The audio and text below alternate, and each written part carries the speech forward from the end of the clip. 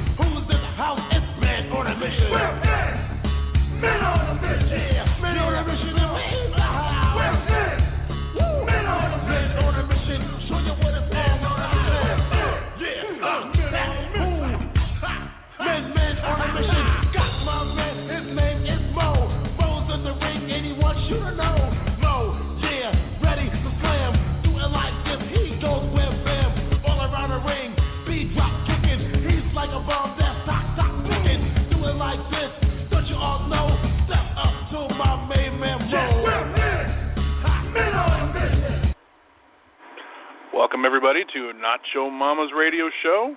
Here is your host, Oscar. Hey, Phil, how you doing? Doing good. Been busy, but doing good. Definitely been looking forward to this show tonight and having a good time. Now, how much weight have you dropped? I've been seeing your post on Facebook with your fitness and eating right and exercising and the whole regiment. How are we doing with that? In a 6-week period, I've lost a total of 31 pounds. Oh, man, mazel tov. And still going.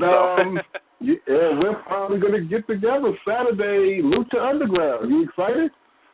I'm definitely looking forward to checking it out. I myself have been curious about being at a live Lucha Underground show, and I'll get my opportunity. You know, I watched it for the very first time last night, and I have to say, it is different. It is. It's a whole different aspect. It's not even looked at as a wrestling show. It's more like a TV series.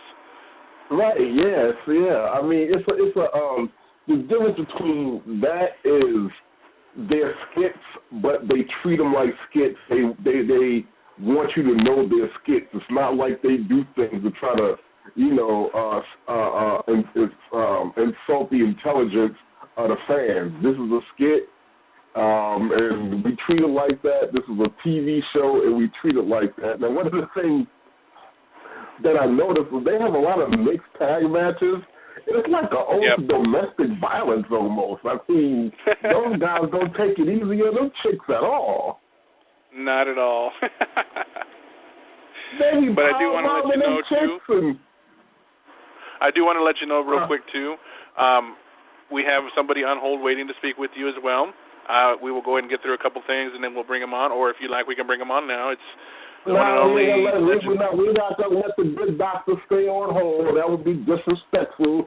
That man, Dr. Tom Pritchett, in his own right, a legend, a member of the Heavenly Bodies, managed by the great Jim Cornette. Let's bring Dr. Tom in here. Dr. Tom Pritchett. Oscar, how are you? I'm all right, man. Thank you for coming. How you doing? Man, thank you for inviting me. I was a little confused when you first sent me the message. I thought it was going to be a live show this Thursday, and I thought, well, that's a little bit short notice, but I'm glad to be here, man. I'm glad you're honoring Nelson the way you are as well. Oh, hey, man, first of all, my condolences go to you, too, because we lost the gigolo Jimmy Del Rey recently, and I know you guys have got the as much or more history than Mo and I have with Nelson. It's just a shame when one of our brethren, are taken from us so soon in life. So I could relate and imagine, what you went through when it happened, what you're going through now. So my condolences to, to that fact. Well, yeah, thank you very much for that. But you know how it is when you travel and you're with somebody all the time and you become close and you become like family, and then all of a sudden I just saw Jimmy last summer in Charlotte, and we hadn't seen each other for, maybe 15 years, and it was just like rekindling old times. It was really a great feeling, and we left really feeling good that day, and probably keep in touch like we all do. And then again, the months go by, and suddenly things happen that we don't expect to have happen. And that was the last time I saw him and talked to him. So, it was kind of a shock, but that's what happens in this business, and that's a great thing, the bad thing about this business. You get close to people, and then all of a sudden they're gone way too soon. Yeah. Before I get into, some of your memories of working with Nelson and working with us, what are you doing now? Just letting you guys know we have Sir Mo joining us now, too. Sir Mo is now on the air with you guys. What's going on with you now, Dr. Tom? Well, Oscar, I have to tell you, I'm right now actually in the studio in Knoxville, Tennessee at the Foxville 43 studios with the great American wrestling promoter Chris Lash. And Doug Wood is a wonderful producer over here, cameraman. We've been doing wraparounds for our show that we have Saturday afternoons coming in Knoxville. We're showing OVW wrestling under the guise of Great American Wrestling, and Chris Lash has done a great job in promoting wrestling back in East Tennessee and Knoxville, Tennessee, and really got behind it. He has a lot of passion, a lot of love for the business, and we stopped down taping actually to call the show. So we're here, man. Okay. Now, you've got a lot of respect in the business. We had a clinic last year with Bret Hart and Sonny and some other people, and one of the things that stood out was half the students that came, you really couldn't teach them nothing or tell them nothing, because every time somebody told them something, one of them would lash out and say, well, Dr. Tom Pritchard told us to do it like this. I'm like, well, what the hell are you doing at this clinic for? But, yeah, you have taught your boys, you have taught wrestlers almost like a Chinese sensei in a dojo, to where you can't untrain or unteach them the things that you have taught them. So what is your method? What's the method to that madness? How do you train these young cats? Because they look up to you like the second coming of Christ. Well, thank you very much, but I think you're overstating that a little bit. I know Sir Mo is on the phone. I did a seminar for him in Dyersburg, so he might be able to share a little bit of his experiences as well. But I say in my curriculum that I have out, you have your way, I have my way, but the right way, only way, and the correct way doesn't exist. So there's not just one way to teach this. There's not just one way to do this business. But I think first and foremost, you have to have fun, but you have to have passion and work hard if you want to be successful. And I don't know if it's just in speaking to them the way I do. I don't know if they believe because I was in developmental, teaching developmental for so long, maybe they think it's possible. But I do stress to anyone and everyone I teach that my way may not work for you. You need to learn all ways, and you need to find what works best for them. So I don't know who might have rebelled against whoever was trying to teach them something, but that's usually what I tell everyone. No, that's always what I tell everyone, not usually. Yeah, okay. Hey, Mo, your buddy Dr. Tom is on the phone. Say hi. Hey, Doc, how you doing? I'm doing great. How about you, man? I'm trying to stay healthy. I'm doing well. I overheard you say you were doing wraparound for a TV show over at the Fox 43 station there in Knoxville. That would be Foxville 43 with great American wrestling promoter Chris Lash. Yeah, we're doing some wraparounds right now. Yeah, we stopped down because I explained to everyone that I had to call the show tonight because you were honoring Nelson, and I wanted to do my honors as well. Well, I really appreciate that. Appreciate you taking the time out. You've always been a very gracious person. And as you stated, also with the clinics, I have done several other clinics as well, and my first thing when I open up a clinic and say, hey, listen, this is not my way. I may teach it totally different from the way someone else teaches it, So, and just as you said, just like with everything in this business, you have to learn. You have to learn it your way. You have to make it fit to your characters. It's kind of like whenever I was booking Dyersburg every week. I'd come up with these ideas for finishes and for characters, but basically all I would do is say, okay, guys, here's the idea. This is where we're trying to go to. Now, you use your talent to get us there the best way possible. And I think that's what a lot of guys don't get when they go to these clinics, because more than anything they want to learn, but more than anything they want to try to stand out, hoping that somebody will pick up the phone and make a phone call, and so they spend more time trying to be impressive, as opposed to really trying to learn. They be trying more to impress you with what they do know and how they do perform than they are really trying to learn the art. Hoping that, you'll take time out of your busy schedule to pick up the phone and say, hey, I know this kid, here in North Carolina, you might want to take a look at him. Which is something I think eventually happened for Sean Devari, because he followed you around all over the country. Right.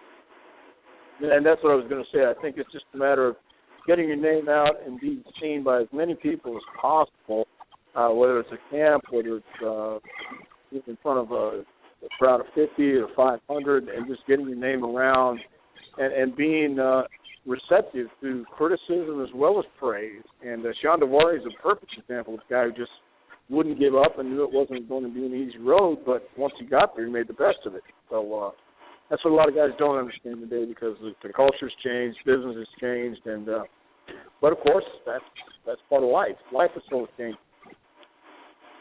Yeah, well, talk about change. That's another thing I was going to ask you. A few months back, I don't know if you were part of that project too, but I thought that a company named Southeastern Championship Wrestling or something was doing TV there in Fox 43 in Knoxville. That is correct. The key word there is was, but issues happen and things happen, and we have to move on from that, and we did, and I think we have a very good thing going on now, and we'll wait and see what happens with this as well. Well, we evolve and we move on, correct? And we will to go forward. Right. We evolve and we move on, correct? Exactly. Well, good. What I'm especially proud of is the fact that through all the years, through the territory days and through WWE and Smoky Mountain and all the other organizations, you have managed to always stay in the thick of things. So, that's a testament to not only your talent and ability, but to your character as well. Well, I think I've just been very fortunate to be in the right place at the right time, and I love the business still. I'm just happy to be in Knoxville, Tennessee. And again, with the Great American Wrestling, we've got a great opportunity, a lot of potential with talent, and again, people behind it who love it and have the passion for it too. So I'm very, very, very happy to be part of it. That's now, awesome. being in the heavenly bodies and the other interactions in Tennessee, what are some of your fondest memories of working with Mabel, Big Daddy V, Visser, and Nelson Frazier? I got to tell you this, man. When I first met Men on a Mission, I could tell you were the kind of guys that I wouldn't mind being around outside the ring as well. And of course, Nelson was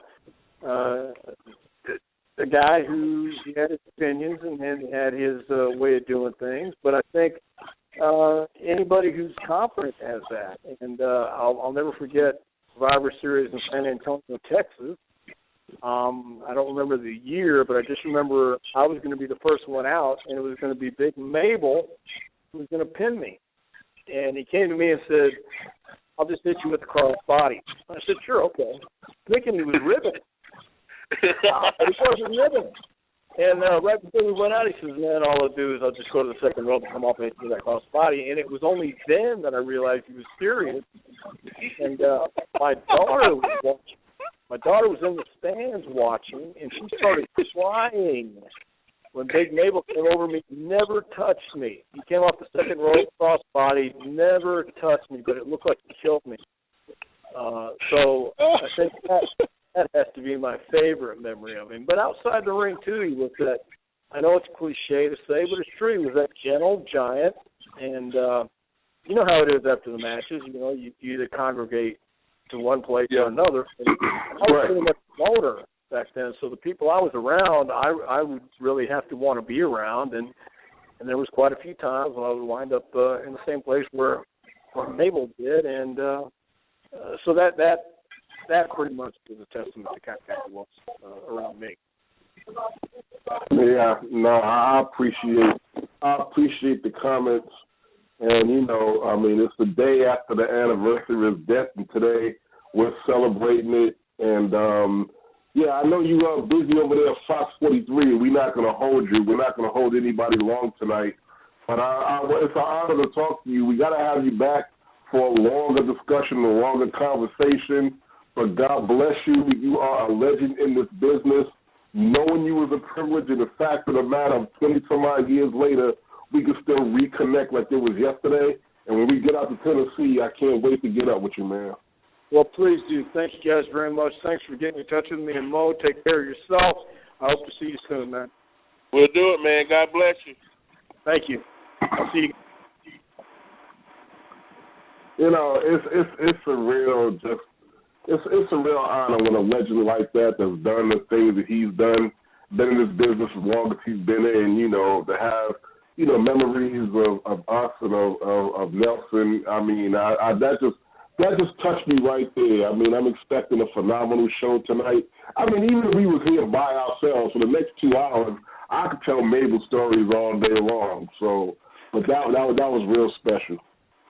Hey, man, you know what's great about that? What you just said is when in this business, people toss that word legend around, you know, like you pass a joint around in a group of gangbangers, you know. Mm-hmm. But when you speak of Dr. Tom Pritchard and you use the word legend, you know, it means exactly what it says, legend, LEGEND, legend. You know, that's just not some name that you just throw on anybody. You know, they have to be deserving of that. You know, and I'm so proud that, you know, he took time out of his busy schedule to call and be a part of this program. No, yeah, definitely. And you know, while we're on the subject, first off, I want to take my hat off, and I really want to thank WWE and everybody over there, because during this Black History Month and during, you know, this touchy week, you know, for those of us who are his family, I think they ran a very nice tribute to Nelson, including him in their Black History segments, acknowledging that he was the first African American king of the ring and all in his accomplishments. And I think it's really fantastic that they took the time out to do that.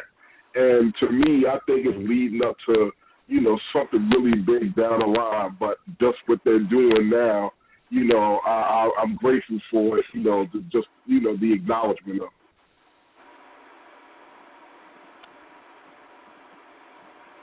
So, yeah, I mean, that's, I'm saying thank you, you know. No, that was so, cool. I anyway. definitely should check it out too. I agree. anytime that they take the time to acknowledge anything or anybody that has something to do with Men on a Mission, I'm very appreciative of it. I'm very appreciative of, first and foremost, I just want to thank God that I'm here right now, able to be on this podcast, to be having these conversations, and, it's been over a year now, and there's not a day that goes by that, the thought of Nelson doesn't cut my mind, And I have happy thoughts, man, all the time, Hey guys, I just want to let you know we do have a caller that is calling in.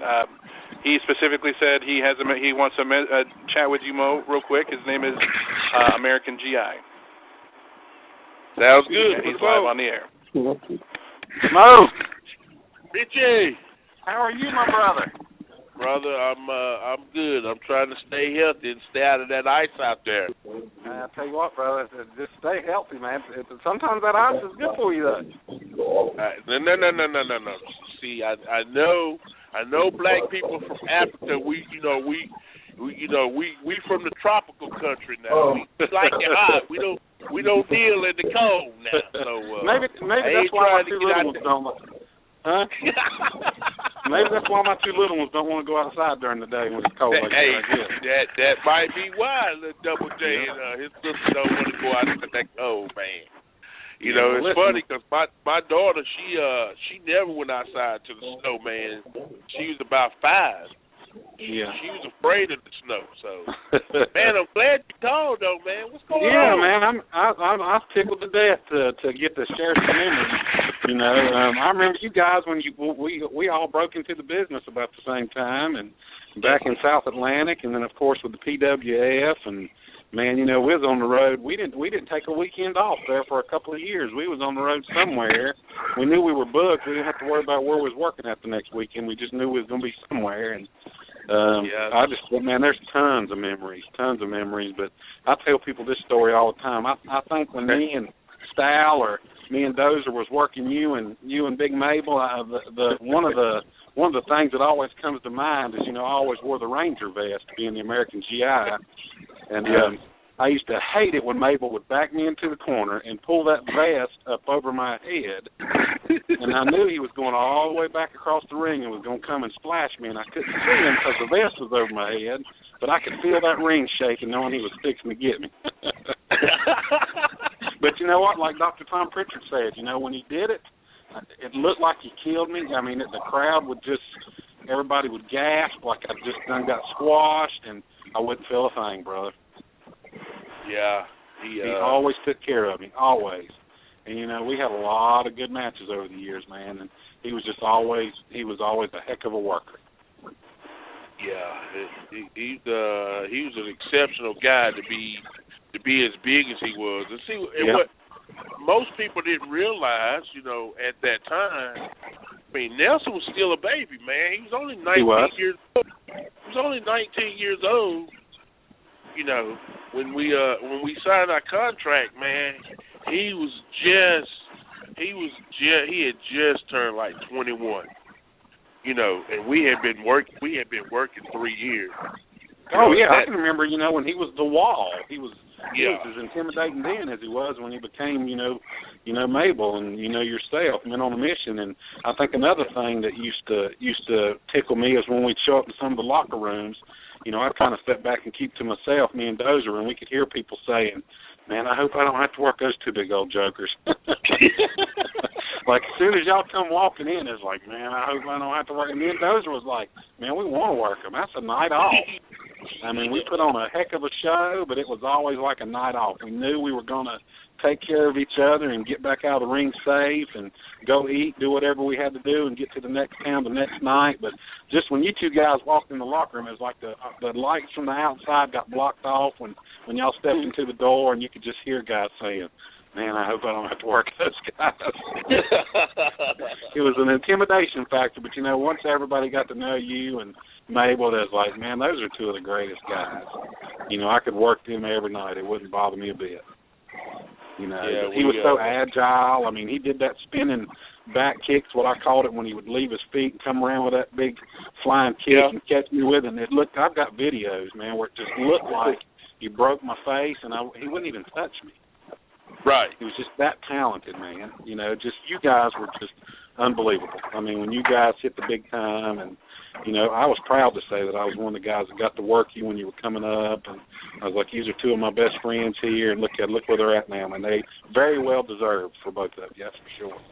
The thing about it is, man, that we've always tried to acknowledge, you know, is that we acknowledge the fact that we wouldn't have been anybody, we wouldn't have learned anything, you know, if it wasn't for the guys that we worked in the PWF.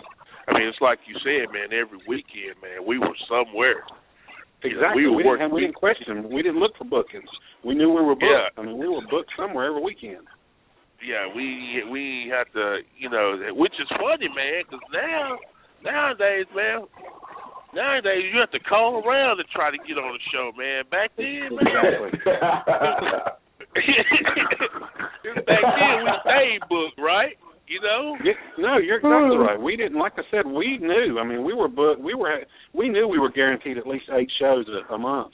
We were booked somewhere every Friday and Saturday, and some of those shows, you know, we did, you know, double shots. We'd be in one town and then switch town and go to the next town at the same night. Right. You know, we would be the first or second match in Gastonia and then be main event in Charlotte or something, you know. I mean, but we were always working.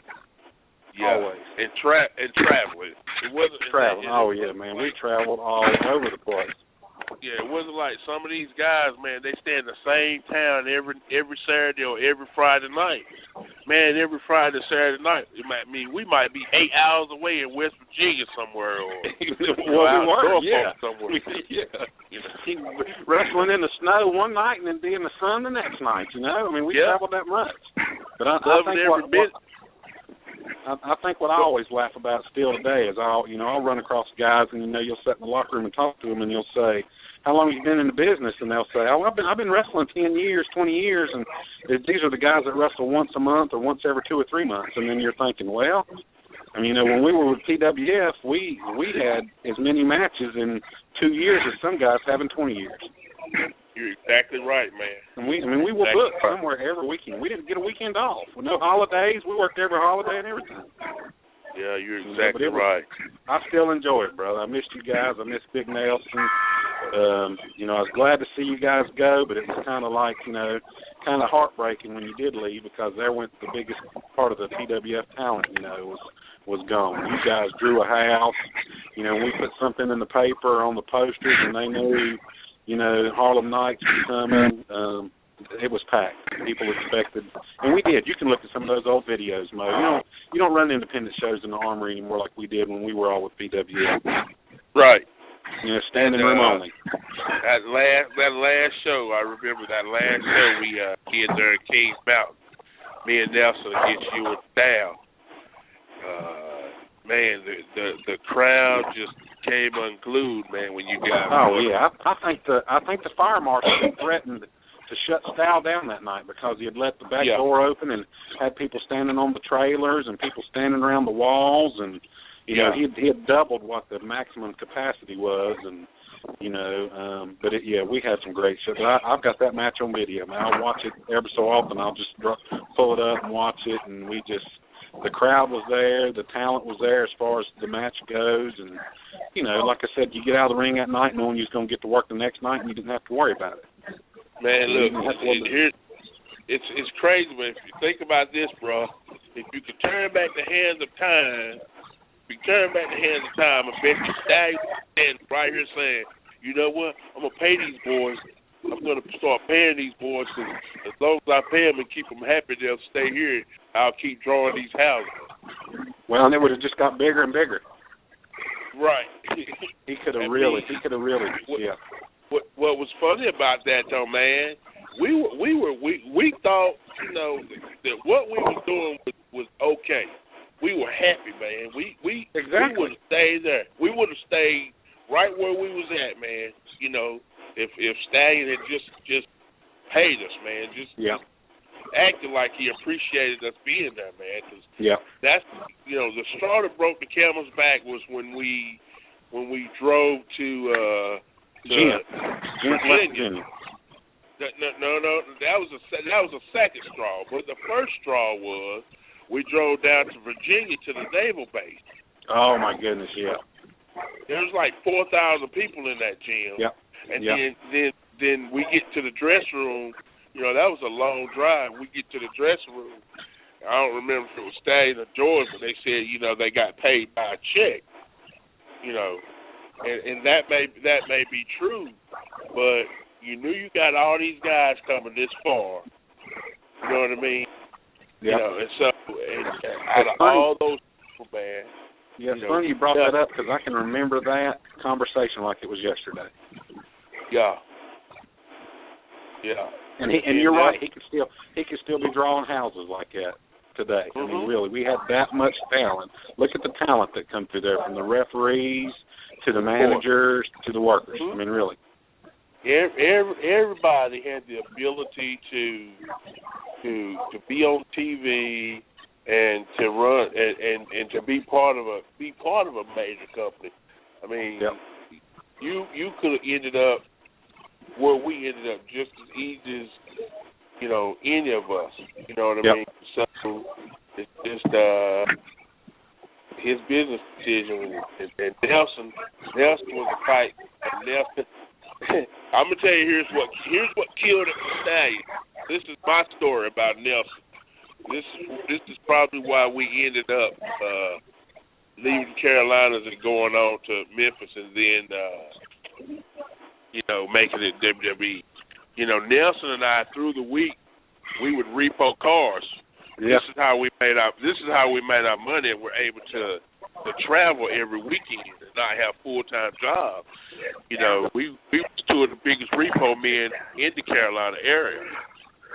But one night we was on a repo, and you know, usually what we do is we pull up to the house, we find the car, and I'd get out. Nelson would get in the driver's seat of the van that we had, and I'd get out. I'd steal the car. So this particular night, Nelson said, he said, man, let me do this one. Let me do this. He had never done it before, and I said, okay, you know, here's the keys. Man, just get in and let's go, you know. And he said, okay. So I'm sitting there, man. And I'm watching the driveway, and I see Nelson get in the car, you know, and he turns the inside lights on in the car. Now, mind you, it's like 3 o'clock in the morning. So he turns the inside lights on in the car, you know, and he's adjusting the seat and adjusting his mirror, his overhead mirror, rearview mirror, and trying to get the seatbelt on, man. You know, as a professional repo artist, the object is snatch, grab, and go. Exactly. You know what I mean? Jump in, stick the key in there, start it up, and head on down the road. Well, the whole time, you know, he prepared himself like fixing a steak dinner. In through the passenger side door jumps the owner of the car. Nelson about shits his pants, you know.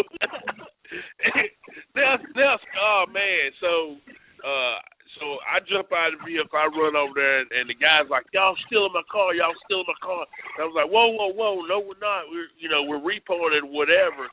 And about 30 minutes of trying to convince the guy, he finally, you know, said, okay, well, let me get my stuff out of the car. We let him clean the stuff out of the car, and then we left. And Nelson was so terrified. He was thinking, he said, man, I could have got killed, man. I was like, yep. That's part of what happens when you're a repo, man. And he said, man, I can't do this no more, Bob. He said, I'm done. He said, we got to make it. And after that, man, he didn't want to repo cars no more or nothing. His main focus was wrestling and wrestling only. He did not want to repo cars. He picked up the phone. He called one of his uncles in Connecticut and had his uncle send him some money. And, man, we left Charlotte. We went to Tennessee, man. But I remember that. I remember when y'all left. But you know what? I was really surprised.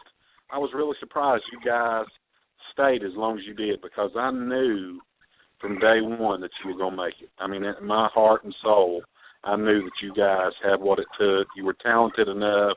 You had the look. You had the size. I knew you guys were going to make it. Now, I don't know if I've ever been any prouder to see two guys make it than I was you guys, because I know I was there. I was there when you guys put in all that time. I mean, you guys paid your dues and put in the time, and I knew you was going to make it, man. I'm as proud of you as anybody I know of, and I'm just tickled that you let me know that you was on tonight, and I wanted to tell a couple of my stories. The stories about going to Rome Italian and Mario saying, you guys can have food that's free on the house, and after me and you and Dozer and Mabel left, Mario got word to Michael, Juicer, and Juicer said, he said, you guys weren't welcome back. not for all you can eat on the house anyways, because I think me and Dozer, we kept up with you guys pretty good eating, and I think Mario was like, I can't feed Men on the Mission and Dozer and GI anymore. Man, but we had some fun, man. We matched up size for size, height for height, size for size. We were four big guys, so it would have been awesome, man, to take that whole thing on the road, bro. Yeah, but it was my honor, brother, to work you guys.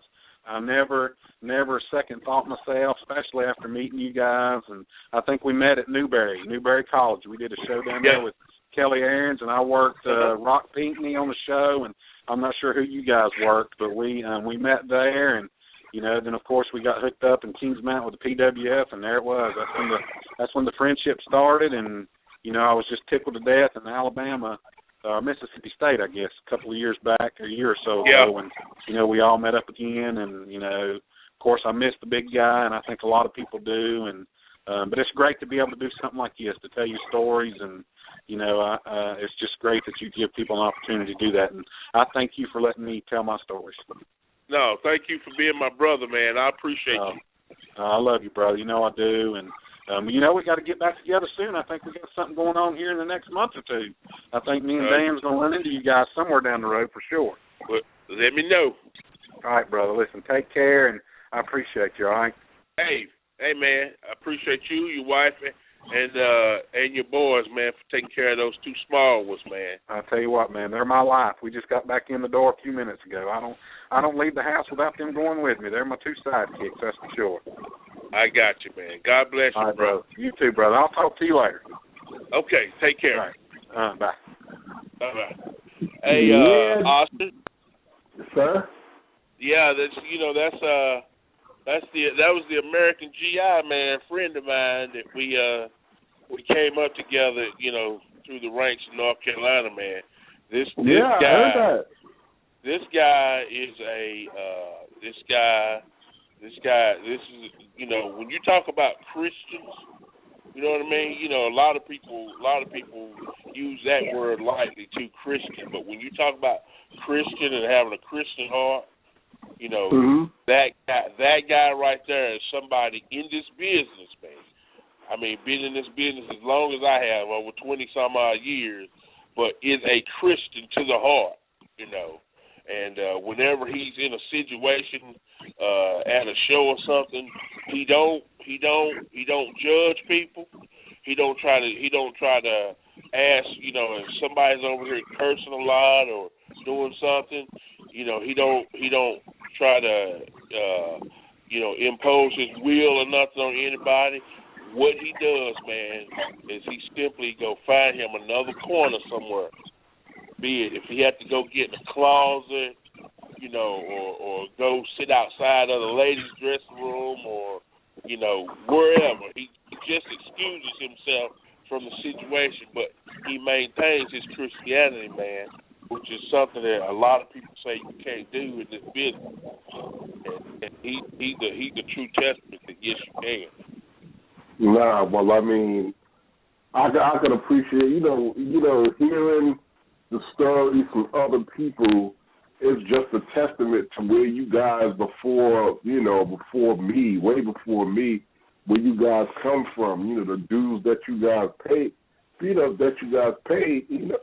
fact that, see, when you look at the network or you look at, Men on the Mission or a host of other people, I mean, it looks like it's easy. I mean, it looks like it was but a lot of people don't know the documentary behind the struggle that it took for you to get to where you was at, that there's a whole history.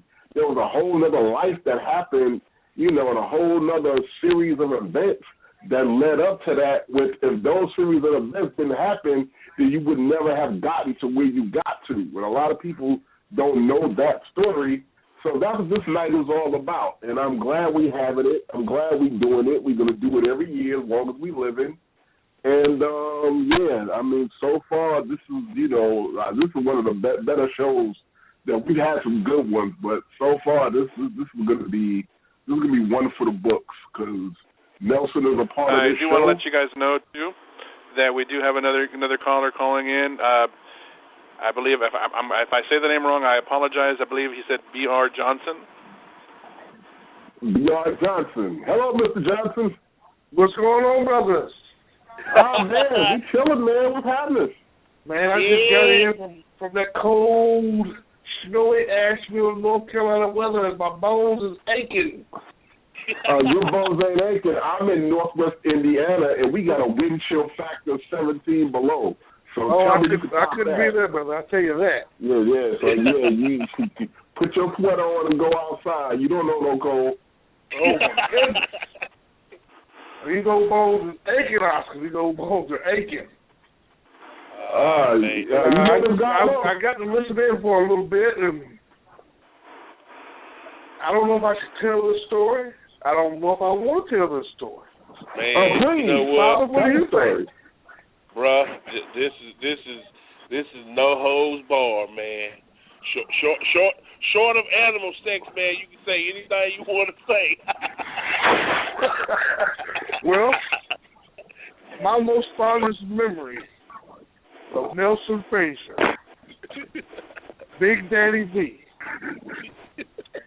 We were in, Starksville, Mississippi, brother? Yeah, that's it. Starksville, Mississippi. And I hadn't seen Nelson for quite some time, but when he walked in that gymnasium, I said, man, that is a big old joker. So I made my way over there. I said, hey, Nelson, you made it to the show. Can you help a brother out? A brother got a headache. So Nelson proceeds to tell me to go to his SUV, where his wife is sitting out there also. And I tell you, we kind of partook in the medicinal type medicines. And that was the highest I have ever been in my entire life. And we had a long drive back from Mississippi to South Carolina, which was, I guess, 8 hours,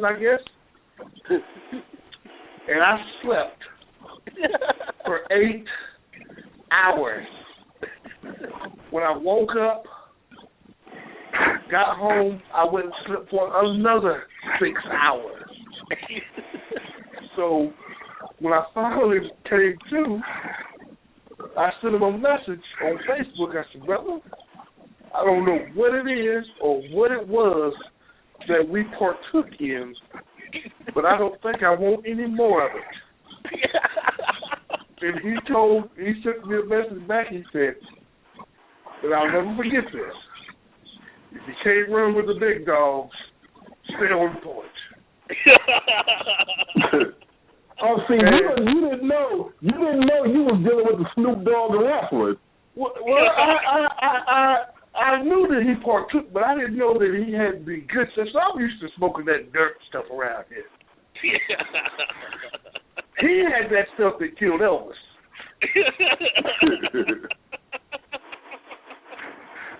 And I don't see how, he was a big man, and maybe he could, take that, but I couldn't take it.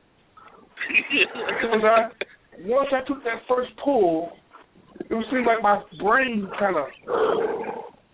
I went sideways and turned around in a circle and hit my shirt pocket. And I came back down, and I was like, man, what is that? There's got to be something else extra in there. He said, no. This is pure green. And I said to myself, I would never ask him for any medicine ever again. And for all the years that him and Bobby ran together, and you too, Oscar, I don't see how in the world that y'all was able to smell it. No, okay. Here's let me explain this to you, man. See, the thing about Nelson is on the road, unlike, we do on the independent circuit, on the road, number one, Nelson always got his own room. Okay. And he always got his own room. And Nelson never subjected anyone to anything he was doing, unless you asked him. In other words, he wouldn't say, "Hey man, come to my room, man. We're gonna fire one up or something." You know what I'm saying? If you happen to knock on his door, and if he opened the door and you smell smoke, and you say, "Hey man, share the treats," then he would share them. But as far as trying to encourage somebody or something, nah, he would never do that, man. That's one thing he never done, man. You'd almost have to invite yourself, Right, which I did in Mississippi. But that guy, I'll never forget that because, I kind of pride myself on, partaking every now and again. And I thought I was a connoisseur, but no. That guy was a connoisseur. No, like Oscar said, Nelson was a Snoop Dogg of the rascal bit. Yeah. Yeah. But man, I got to talk to you, listening to Oscar earlier, and he's talking about the struggle that y'all went through to get to where y'all got to. Us as black independent wrestlers should worship you guys. I know I do, because the three of you guys opened up so many doors for guys like us. Whether y'all believe it or not, I appreciate what y'all did for us. Because when I turned on my television and I saw, I didn't even know you guys. I turned on my television, I saw those three black guys coming up. I said, man, the business is changing. Not knowing the struggles that y'all had when you first got there, Yeah. I only knew of those until after. But right. You guys were trailblazers, in the history books. Everybody's talking about, like around here for Black History Month, we've had, Ron Simmons is the first black world champion, whatnot. Well, needless to say, we've got one half of the second black world tag team champions right up the road, Right. And I tried to preach to these guys, they want to do something about black history. Well, we got Men on a Mission Mo right up the road. We don't have to look anywhere else for anybody. This guy's a part of black history. This guy's a part of WWE history. Yeah. Yeah. You know what, though, man? You wasn't a part of the Men on a Mission, but you still a part of history. And oh yeah, we made history. Man, and that was we made a little history of our own, man. Yeah, and that was the best time in my career, bar none. Yeah. Yeah, we made some history of our own. You remember the times that we took the trips, attempting to get a job with ECW? Right. I remember those. Yeah. Yeah, man. So but you remember how you kept telling me, Jack, you gotta go this week. You gotta go. I was like, man, I don't know, man. I don't know. You weren't gonna go. I wasn't gonna go. You were not gonna go that weekend. Yeah. And to see what happened that next morning That's the highlight of my wrestling career, period. What happened? We became the Power Pro Wrestling Tag Team Champions. The last tag team champions of that company. Yep. When it shut down, we were the champions. We were the tag team champions. So, we're gonna put the band back together. Only, we got to. We may not have Perry James. We're gonna probably 9 times out of 10 we're gonna have Oscar. But we're gonna put the band back together one more time. That's even better. In recognition of our brother Nelson Frazier, we gonna do it one more again. Somewhere.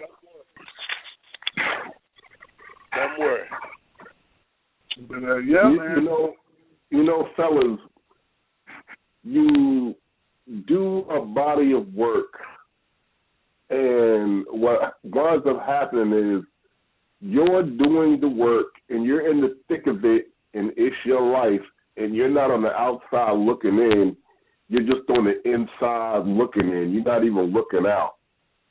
And you have no idea until years later the impact that it has had on a situation. You don't look at yourself as legendary, or you don't look at yourself as a trailblazer, or you don't look at yourself as a part of history. You just look as a guy that just did something and did it hopefully to the best of your ability. But when the smoke clears and history judges you, then that's when it all comes together. That's when it all comes clear, and that's when the three of us, you being in the Power Pro and whatever it is that, Mo Nelson and I did, that's when you can look at it and say, damn, you know what, I did that. Right. Yep. And there's no more powerful feeling. I mean, this is something that your kids can be proud of, your grandkids, your great-grandkids. I mean, it's documented down to where on the internet and in books and encyclopedias, they can look and see you and be like, that was my great-grandfather. And all the kids in school would be like, yeah, right. But that's an awesome feeling. And each one of you guys, in your own right, you guys need to own that, be proud of it, and keep it going for as long as you can, because after we long dead and gone, your picture is still going to be someplace. What does that mean to both of you? I mean, I just said something powerful. What does that mean? Well, first off, I just want to thank Bobby Holmes for taking a chance on a kid that thought he knew something and didn't know shit from Shinola. He took a chance on me. He pretty much showed me the business, like the business look. And if it wasn't for him, I would have done none of that. I would have never known to go to Memphis. I would have known how to go to Memphis. I was stuck here and started doing the Carolinas and Georgia. I had been doing that for 10 years until that man took a chance on me. And that says a lot for him to take a chance on somebody that he did not even know existed. So I thank him. But to me, it means a lot to me to be a part of something so special that a lot of people don't know about or don't care to read about, but in my heart, and I know it's in some of the hardcore wrestling fans' hearts, they know what we've done, right, what Men on a Mission has done. My thing is when I get old, I want my kids, I have 2 kids, 18 and 6. I want them to know that their daddy stepped outside the box. They're trying to do something special. I want to be remembered as somebody when I'm long gone away from here. I want the people to remember, well, that Deion Johnson, he was a great entertainer. when he came to that ring, he gave everything he had. Like, I just got a phone call today talking about they saw Mo posted some of my matches with Derek King from Memphis on TV, and now that Derek King's on television, show, they're saying, well, oh, man, you wrestled a guy that's famous. You know? Yeah. I mean, this guy's been on television for, what, a couple of months or so? About a month. About 8 episodes, yeah. Yeah, Derek King is famous now. Yeah. So, you know, I got a phone call today about that. Nobody knew. You referenced the guy that was famous, huh? Yeah, you referenced the guy that was famous. The funny thing about that is you are just as famous as he is. Exactly. Exactly. Yeah. But see, they won't. I've worked Bill Dundee, been in the ring with Lawler, but nobody knows that. Right. But they think since Derek King's on television right now, maybe he's somebody famous. Right. I mean, kudos to Derek King. He's got a good spot. He's in a good spot. But, you know, Derek King is Derek King to me. Right. He's one of the brothers. Yep. Yeah. Well, man, you know what? It was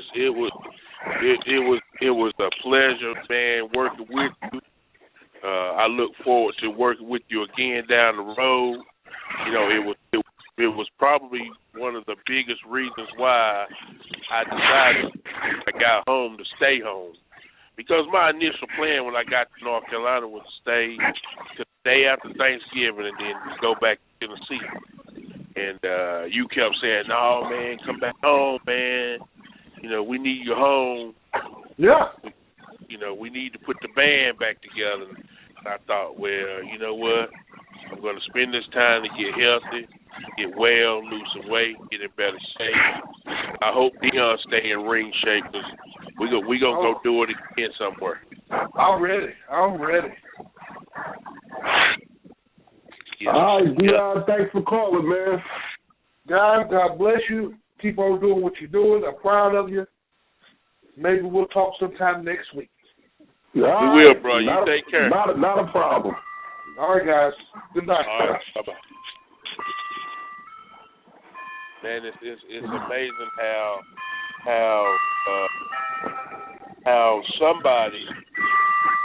somebody like Nelson, you know, just being associated with him or whatever, draws you to all these other different people too. You know? Oh yeah. Yeah, I mean, it's been a powerful hour. I mean, you know, the things that, you know, people say about him, people say about us, I mean, you know, it's real mind-blowing. I mean, and I'm glad to know you too, man. I love you, man. Yeah, I love you too, man. You famous, you know that. You know, it's funny though, man, when you think about it, bro, we are on the inside, so we're on the inside looking out, so we can't look in, man, and so we can't see in us what other people may see in us, which is hard for me because sometimes I sit around and I wonder, you know, what did we do? Did we do something special? You know, because I don't feel like I did anything special. I feel like I just put my boots on and went to work every day, man. Yeah. Right. I don't feel like I did anything special. You know, so I guess that's kind of what kept me grounded. You know, I never, and you never did either. You know, as much as we used to bitch and moan and argue with each other, we still loved each other. We still took care of each other. But none of us ever just walked around and acting like, shit, I'm a WWE superstar, man. You know, right. You know what I mean? You know, none of us ever acted like, you better treat me a certain kind of way, or, you know, even when we work with enhancement talent, man. You know, Right. I would go out, man. I would get, me and Ness would get to fighting, man. We'd be fighting in the dressing room, sometimes in the ring, because he'd be like, man, you're giving them too much, you're giving them too much. You know what I mean? You know, and but it all worked out, man, because the more I gave them, the more I bumped, the stronger he looked when he came in. You know, so I'm glad that I had the opportunity to be a part of it. I can't go nowhere. I know, but Is that Mimi? Sound like Mimi over there. Sound like them. Sound like they have a family conversation over there. yeah, we having a family conversation. Hold on. So, I'm dealing with Felix, how you been this week, bro? You know, it's been a very busy, very long week, but definitely been good. Trying to get some things set up for future shows, and looking forward to checking out Lucha Underground, as I was telling Oscar in the beginning, and seeing what that's all about. And was looking forward definitely to doing this show, because I know it meant a lot to you guys, and it meant a lot to the fans out there. And it's good to have a little positivity, you know, every now and then, just even if it's, you know, if it's just a little bit, every little bit helps. Yeah. I appreciate that video you got there, man. Oh yeah, we made sure he wanted to take it upon himself to do something special, because he doesn't really do these videos a lot for you guys. He usually does them for the Tuesday shows, but he said, you know, for the fact that it's a tribute show to Nelson, it was well worth the time to put in to do it. I mean, it ain't the greatest, but it was definitely something that we hope you guys enjoyed. Oh man, no, it was really nice, and that song was beautiful. Yeah, it was. Very Good, nice choice. Very nice choice. But did you guys recognize the song? I never heard it before. It was actually a WWE used song, believe it or not. I'm not sure if you remember way back when in the 90s. Gosh, I don't know where I heard it, but I believe, and I'm not sure if I heard this correctly, but I believe it was used by Shawn Michaels. Oh, wow. Coincidentally, okay. when he lost his smile, you know. Oh, okay. I think that's what it was for. Don't quote me on that for sure, but you know what? The sentiment was there, and I think it was the right choice for this particular tribute, so we definitely went with that. And I got to ask, Oscar, if you're listening, is Mimi going to join us tonight for the Raw Report? No, she's actually getting ready for our trip, so she's unavailable. She is swamped with 1,000 things to do. Okay, no problem. Did you still want to take a quick commercial break and come on back, or? Yeah, let's do that. Give us a little breather here. We can go ahead and get a drink of water or whatever. Yeah, positively. All right, we'll be back in a moment, guys.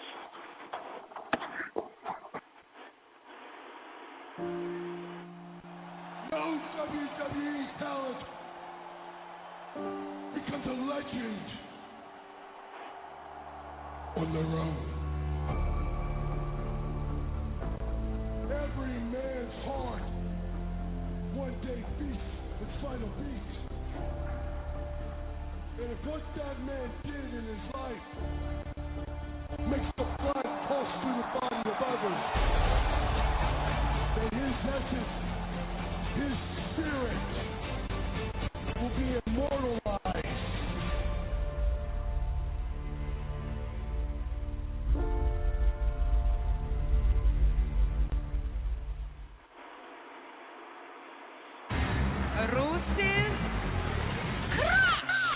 An undefeated force. I am the most dominant superstar. An unbreakable spirit. I will always be ready. The United States Championship. And I know where my next challenge comes from. Your United States Champion, Rusev.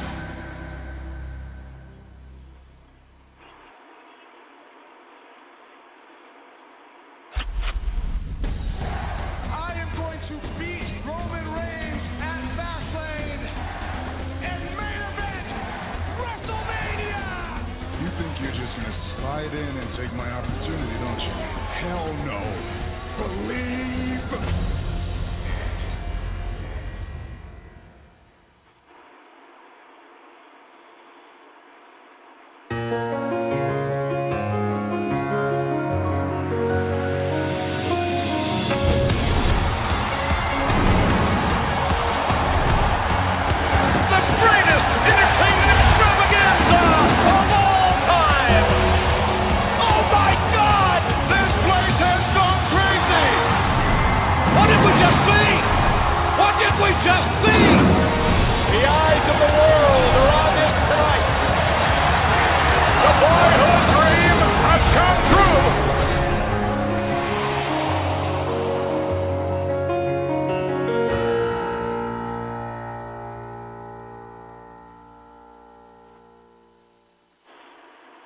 we're back, guys. What's that? That was it. I said, yeah, that was it, man. Yeah, about maybe 2 minutes or so, an hour. Not an hour. I'm talking about about a minute. All right. That was it. Man, you know, it's Black History Month, and we are 1 year and 1 day removed from Nelson's passing, man, and you know, I woke up this morning. You know, I woke up this morning. You know, and my phone was just flooded, man, just flooded with text messages, and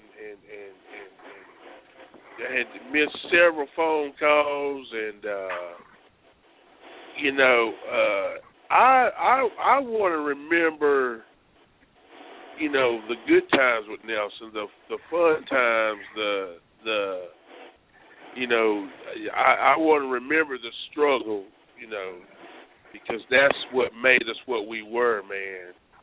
You know, and I look forward to coming on this radio program tonight. And then I wake up this morning, and there was a black cloud lingering over the whole day. You know, which is one of the reasons why I was late, because it just had me wore out, and I took a nap at the dialysis today, and so you know, I guess, you know, my thinking is, I want to think while I'm sitting here, you know, the people at Pipe Bomb Wrestling for allowing me, or allowing Oscar, or allowing us to have this show, because for me, it is a very good outlet, you know, for not being in the ring. And those of us that's used to being in the ring every weekend and all the time, you know, for me, this gives me something that kind of keeps me going, man. Because truthfully, man, you know, I can think of many times when I'm sitting here thinking, you know, I'm not in the ring. I want to be in the ring. I'm not traveling. I want to be traveling. You know, one day I just want to just go to sleep and close my eyes and not even have to worry about it, think about it. You know? So being able to do this show, I must confess, is like a lifetime. It keeps me going. And while I'm thinking about it, it's fresh on my mind. Felix, you know, my brother, I want to tell y'all thank you. Oh, it's no problem, man. You know, definitely, you know, it's like Oscar put it in the beginning when we first started this. When he first started the show, he had all intentions to include you in it, because it was always about you guys, not just him. And that's the way it's always been. He's always wanted to include you on a lot of these projects, as far as the guests who we were going to bring on the show, and just make it fun, make it as big as we can make it. If it goes somewhere cool, if anything, it's an outlet for you guys to talk wrestling. You know, you don't get to do it very often. Social media has its limits that you can do, but to get the opportunity to talk about it with some old friends on air, that's what people are turning to these days. A lot of times, you know, if they can't be in the ring, they would rather talk about it, tell some stories, you know, remember the good days, remember the good old days, and share some memories, and just laugh about it, and, you know, and be like, you know, can these kids do it? Well, you know what, he's got talent, I think he can do it, and just, you know, like I said, just have fun. And I think Oscar and you definitely, your little banters here and there, back and forth, like I said, me and Mimi just sit back and laugh and be like, where's the popcorn at? Oh, wait, I can't have popcorn, that's right. But, it's my pleasure. I'm glad you guys have been enjoying it. It's been a great outlet for you guys, and it's been definitely helping getting you guys back out there again, and leading to other things that could come in the future. Because obviously, Oscar was saying too that you guys got a lot of things coming up this year. 2015 is going to be big, and it can only get bigger. I mean, it's a thing to where the Men on a Mission brand, even 20 years later, it's just a matter of coming up with creative ways just to keep it out there and keep us together and keep us doing things together and keeping us bonded and giving us purpose.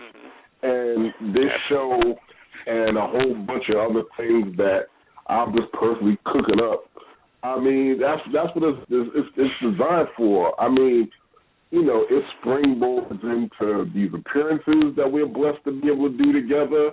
It springboards into we all going to be together at Cauliflower Alley in 6 weeks in Las Vegas, every last one of us. Me, you, Felix, Mo, Mimi. I mean, talk about putting the band together. The band going to be together cutting up out there. And what better place to cut up than sunny Las Vegas? So, I mean, Felix, you don't have this problem, but it's cold and dreary and miserable with all the rest of us around. So we going to put that behind us and go somewhere and bask in the sun and run in a fountain naked and get arrested if we want to, but at least we're going to be nice and warm doing it. And so, I mean, it's just a thing of, you know, giving us purpose, keeping us busy, keeping us bonded, keeping us together, keeping us family, keeping us alive, keeping us doing something, and hopefully we can make a buck or two while we're at it. That's what all this is about. And I do have a message for you guys, speaking of families, famous families at that. The one and only, Miss Julie Hart sends her love and best wishes to you guys. She says she hopes you guys are doing well, and God bless you guys. And I definitely spoke to her earlier. She says she's sorry she couldn't make it, but she wants you to know she always loved you guys. No, tell Julie we said thank you very much from the bottom of our heart. Always good to hear from one of the hearts. Absolutely. Yeah, man, that's incredible, man. You know, they were always such a nice family, man. All of them. Yeah, they were always such a nice family, yeah. They never ran around like we're the hearts, we are royalty, and y'all, the rest of y'all can go to hell, get my boots. They wasn't like that. I learned more from Brett and Owen probably than I have from anybody else in this business outside of Nelson and Bobby, because they took the time to teach me something and tell me something, and I could ask them anything, Brett and Owen. So, yeah, I mean, thank you, Julie. It warms my heart that you even sent that message. Oh, yeah, she's definitely been a very good friend, and she always told me how much Brett loved working with you guys and how much, you know, your friendship with him meant to them, you know, when they were together. And she always had good things to say about you guys. So, yeah, she's a sweetie. Yeah, wow. Anywho, so let me run down. Go ahead, Mo. I'm sorry. I was going to say, before you do that, while that's fresh on my mind, that brings an interesting Bret Hart story, you know, that pertains to me and Nelson. Okay. So I won't have to explain to you. I won't have to explain to you the partatement, but you know, this is a Bret Hart story. Okay. We were in Detroit, Michigan, and we had an event tonight. Right after the event, we were going to go to a local strip club. We were going to go to a local strip club to celebrate Yokozuna's birthday. And so when we got to the strip club, Bret Hart, Shawn Michaels, Davey Boy Smith, and a couple of other guys were standing outside the parking lot, around the side of the club, right?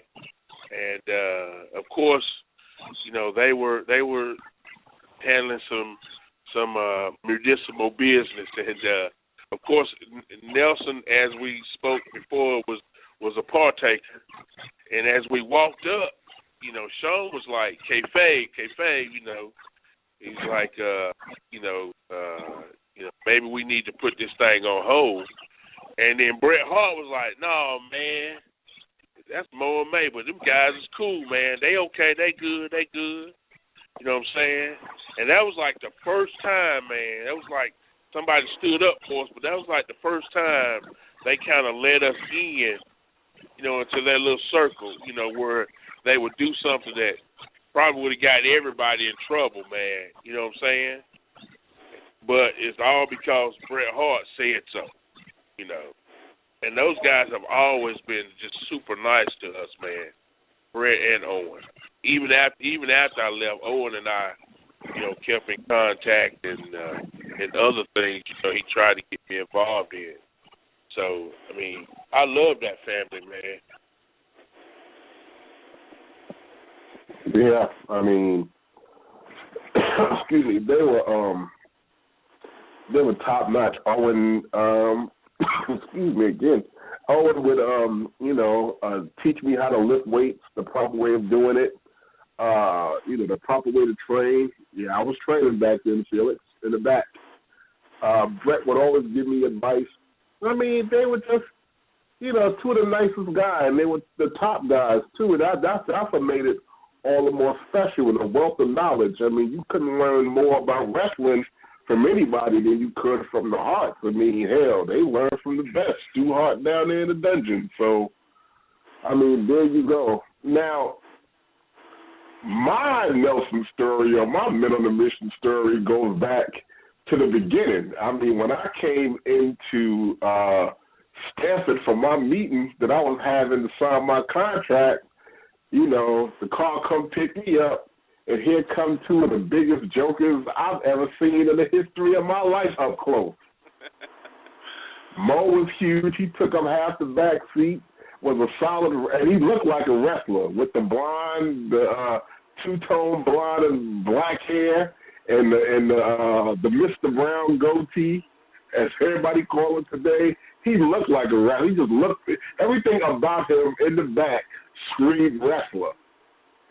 Now, Nelson had the blonde mohawk and everything about him screamed wrestler, but I could not appreciate who these guys were until they got out the car. When Nelson got out the car, I could not believe what I was seeing.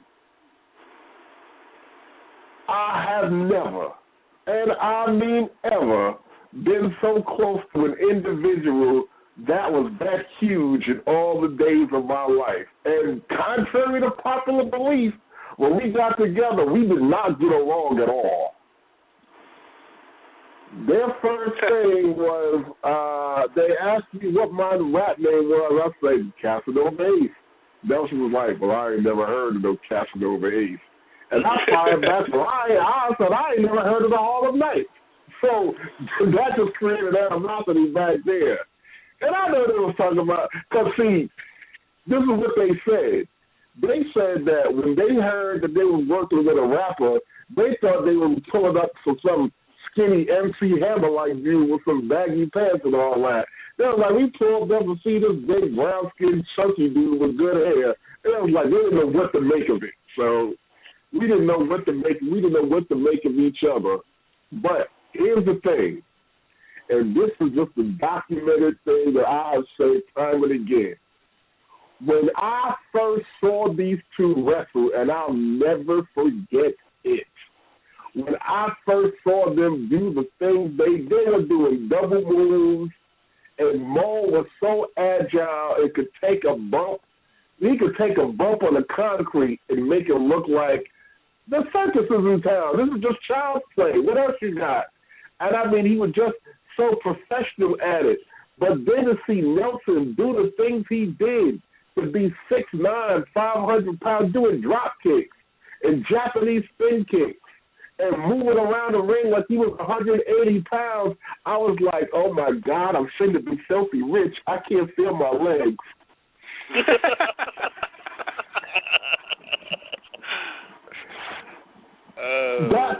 That's what I knew what I had, and I knew I had something special right at that particular minute, and that's when Men on a Mission was just born. I was proud to rap those two guys out, because when Vince told me I'm going to give you a wrestler, I didn't know what to make of that. I didn't know what up, but wow. And I mean, that's just a memory I know. That's just a memory I'll never forget. I mean, it was fantastic, to say the least. Yeah, I remember seeing that first tape and just watching your reactions, you know, and looking at it afterwards, you know, not doing it, but watching your reactions, and you could tell that, you know, it was like you hit a gold mine. They're like, yeah, they're my boys right there. Like, right. I'll go to war with anybody. That's right. I'm walking around talking smack. I was talking smack to people in real life. What you say? What? Yeah, that's what I thought you said. Nothing. I was on a plane talking smack to stewardesses. Go get me another Sprite. Oh, wait a minute. Here goes my favorite one. We was in a restaurant one time, right? And we were in a restaurant, and people was making a lot of noise in the other room. It was like 18 of them. I got up, went back in there, and I'm like, could y'all shut up, please? Now, if I have to come back here, I'm not coming back alone.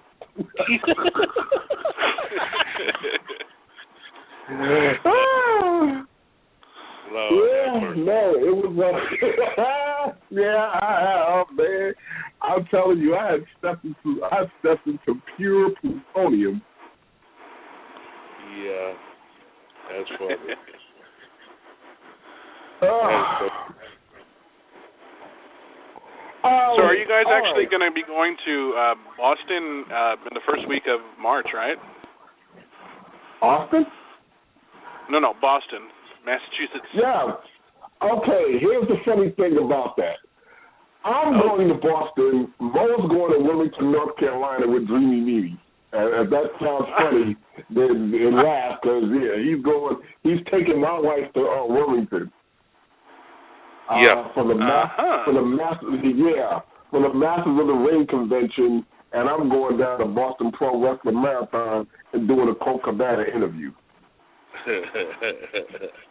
Well, that should be fun. Yeah. Colt's always a character. Me and Mimi gonna have us a weekend alone without Chubster. Oh Lord! Oh, you gonna have a weekend alone without Chubster? Without Chubster. Mo, you keep talking like that, and it's gonna be an empty hotel because she won't. It's gonna be like, what happened? She in Boston.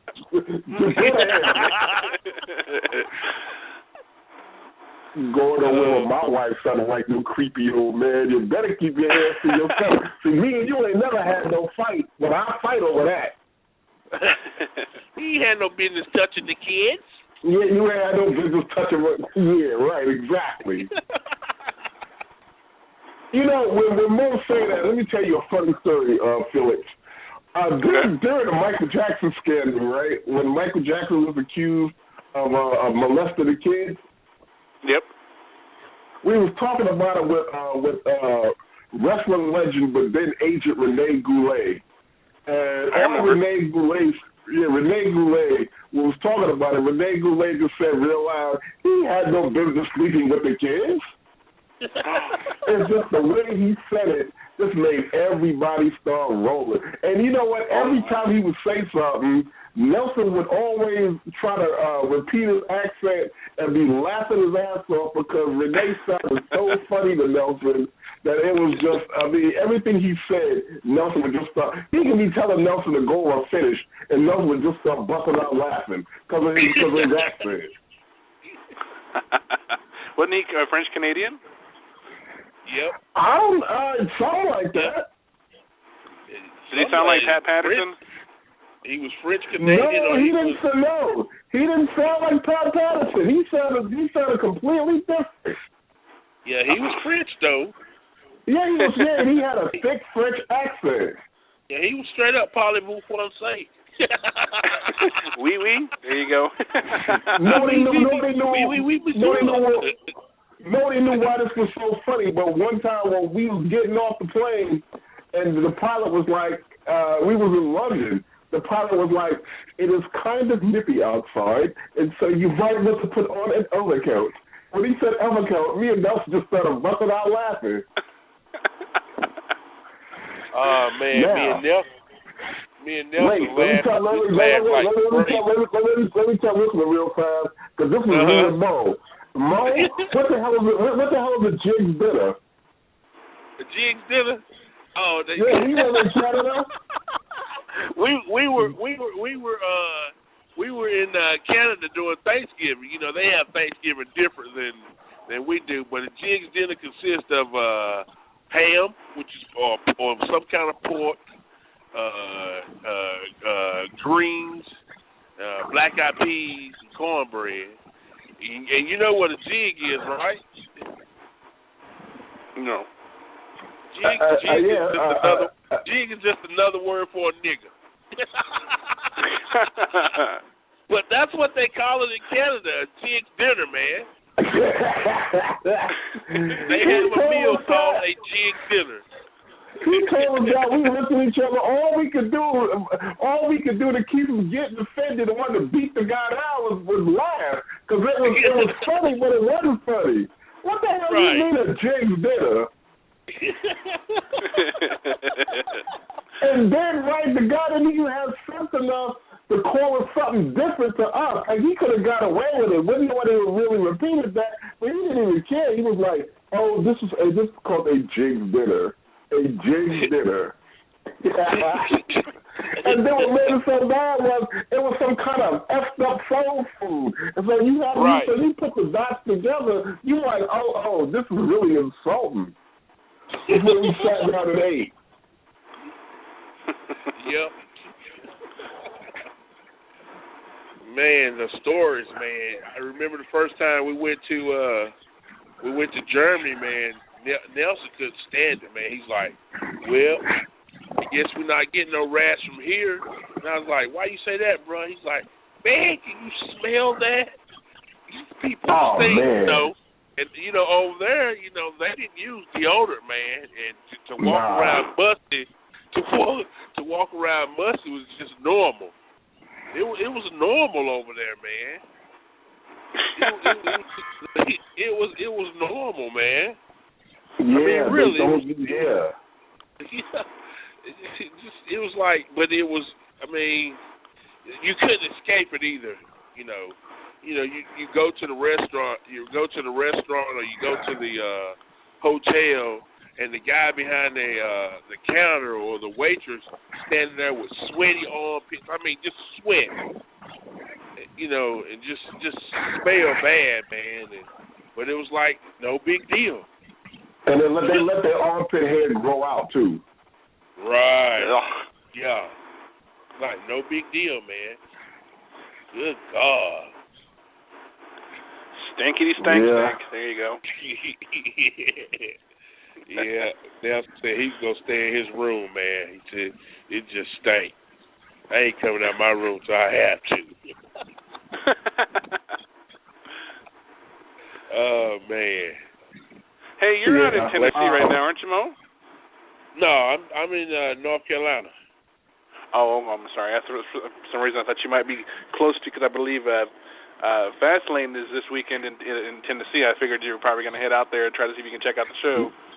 Yeah, no. I do very little of that, man. I don't. Oh, okay. Usually what I do, if anything, I'll have friends or somebody that want to go, and I'll get them tickets. But see, here's the thing, Felix. Mhm. And Nelson and I learned this very early on, man, when we were, in WWF. You got two choices. If you accept tickets to go to the show, you're sitting in the stands with the fans. You know what I mean? Mhm. Whereas you should either be on the show or you should be in the back with the talent, because you're still one of the boys, right? Yep. So unless I'm invited in the back, I won't go to a show. All right. But the only way I would go to a show if I'm invited in the back is if they invite me to talk to me about doing some business or something. But just to go to the back and hang out, I would never do that, man. And here's the reason why.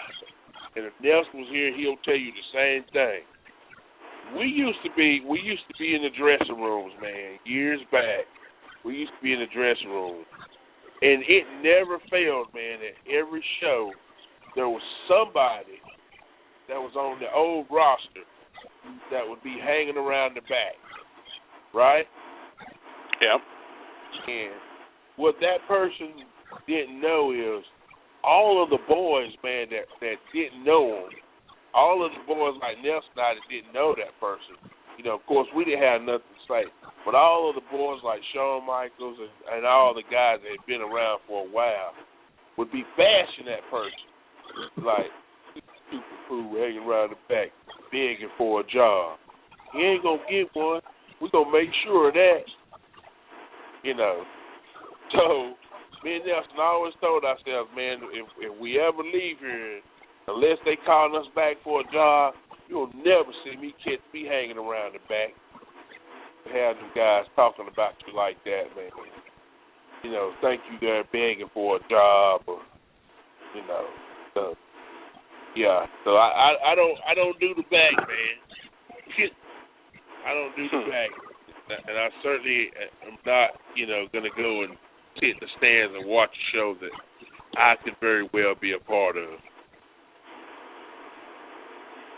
Okay. But of course, all right, boys. What I'm gonna do? I'm getting ready to lay down the 2015 schedule. I'm gonna duck out of here early. You guys can keep going at 9 o'clock. I got a lot to do. Not Your Mama's radio show on tour 2015. I'm gonna give it to y'all like I recollect it. Now, as you guys know, this weekend, Dreami, Mimi, Oscar will be on the red carpet Academy Awards night at Night of 100 Stars, doing media impress about One of Equilibrium and about this show. Oscar, Dreami, Mimi, and Felix Almeida, we are going to be guests. We're going to be guests on site at Lucha Underground on Saturday for the Lucha Underground taping. And Felix, the way Krista Joseph told me, they really laid it out and going to give us the VIP treatment. So that can be one up on. That's gonna be one up on what Mo just said about WWE.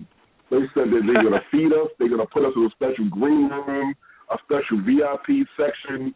We're gonna be able to meet some of the boys and some of the higher ups, and we should have a really good time. And when he told me that, I was happy about it, but I got mad. I'm like, so Lucha Underground gonna treat us like that, and WWE just stick me in the crowd like I'm a paying a jabroni? I mean, but okay, I'll take it. I think it'll be interesting to meet up with the guys there because, if I recall, not only obviously were you managing Nelson, but Matt Stryker managed Nelson for a couple of years too. Oh, see, Matt Stryker managed him cool. when he was Big Daddy V. That's gonna be cool to meet Matt Stryker. It's gonna be cool to meet, the guys that run it. I can't wait to meet Chris and some of the talent. And after what I saw on TV last night, I can't wait to see it live. They got something interesting going. So anyway, and now that they got Alberto Del Rio there too. Yeah, Alberto Del Patron, they call him. So it's gonna be great. Mark, I just want to let you know too, real quick, you guys. Next Thursday night, speaking of famous families, we are going to have the genius Lanny Poffo on the show next Thursday night.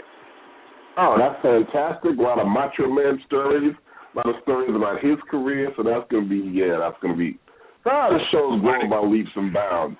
All right, absolutely. March 7th, going to be a double shot. You can catch Mo and Dreami Mimi at Masters of the Ring, the big convention seminar they got going honoring Jim Cornette, Wilmington, North Carolina, at the convention center down there, the Coastline Convention Center, and you'll be able to catch myself at the Pro Wrestling Marathon, which is going to be in Boston, Massachusetts, and I'll be one of the special guests on the Colt Cabana show, the live show he's having there in Boston.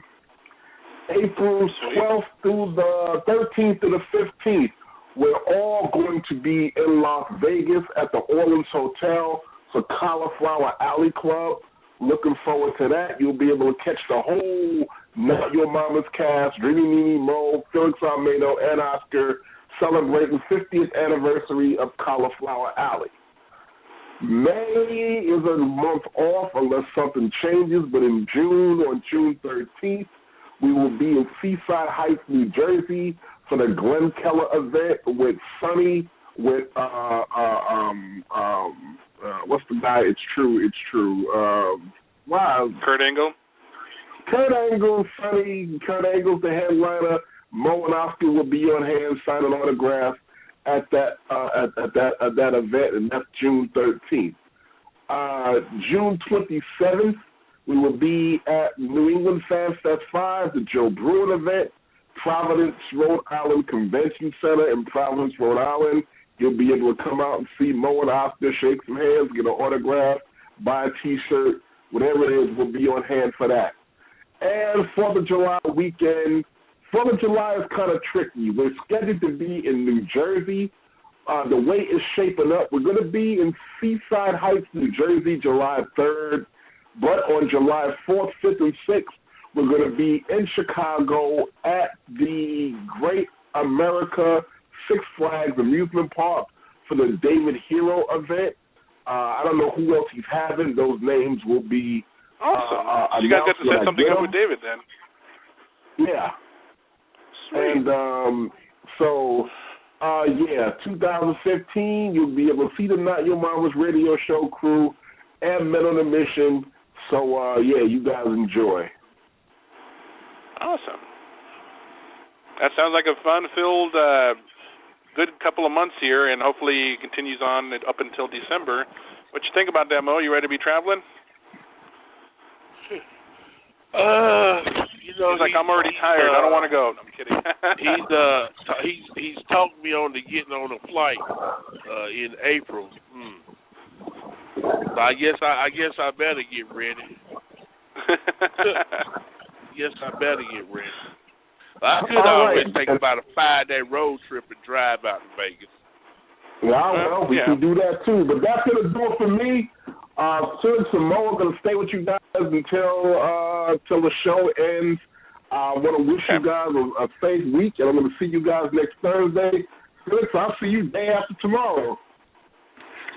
Looking forward to it. All right. Have a good night, man. Well, it looks like it's just us two, man. How you doing? I'm doing good, Wendy Williams. I'm doing good.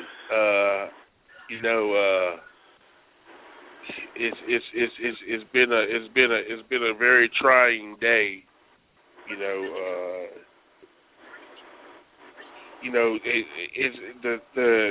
There's a good thing and a bad thing about doing a tribute show.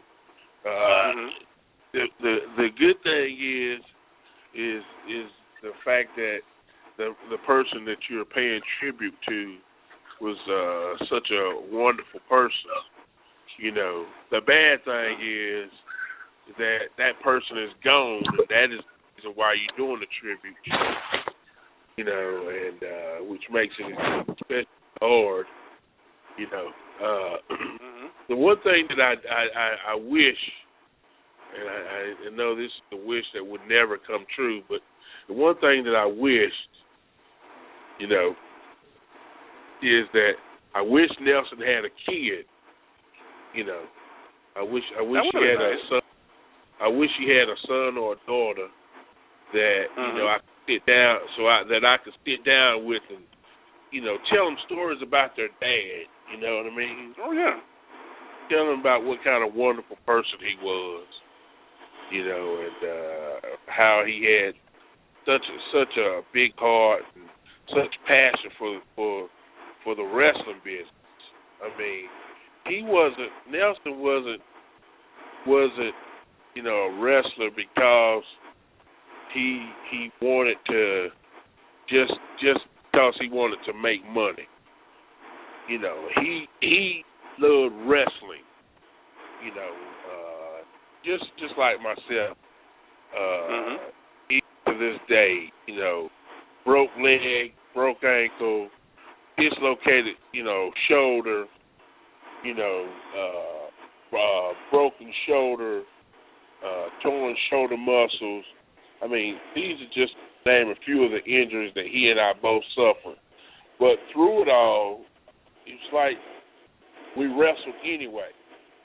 I mean, I remember a television match Nelson and I was having where I went over the top rope. I was doing this thing. It was actually a steal from Cactus Jack. You know how he used to clothesline the guy over the top rope and go over the top rope with him? Yep. I actually stole that from him one day, but when I went over, my leg got caught in the ropes and I got hung upside down in the ropes, and I hit the side of the ring and popped my shoulder out of the socket. And this was a live TV taping too. So of course the referee had to reach down and help me back into the ring or whatever, and still I had to finish the match with that shoulder out. But it just reminded me of the number of times Nelson and I went to the ring because we loved it, man. We loved entertaining the fans, and whether we had the flu, kidney stones, dislocated shoulder, I had a broken leg that had surgically been repaired, 3-4 days prior. We just loved wrestling, man. And Nelson was built for it. He was really built for it, man. He was made to be a superstar, and I think that he could have been, much bigger than he was, which he was bigger than he was bigger. A lot of people, the thing about this country is, you'll hear about all of his American accolades, you know what I mean? But you very rarely will hear the fact that, he went to Puerto Rico and was a champion there in Puerto Rico by beating Carlos Colon, or you never hear about how he went to Japan and was, one half of the tag team champions over in Japan too, and working Akebono and working Hama, and working with Hama, and tag team.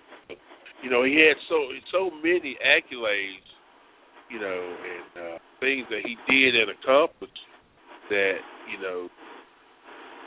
that goes, a lot of people don't speak of, or he may not in this country get recognized for it, but,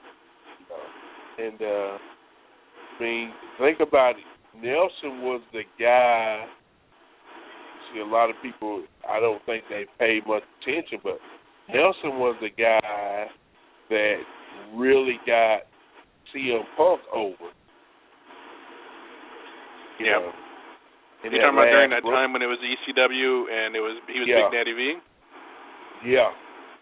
Okay. No, actually, I agree with you on that part, because I remember that those early years and nobody giving Punk any credit, and him working with a lot of guys and a lot of good talent. But I mean, at that time, WWE wasn't really behind Punk too much. No.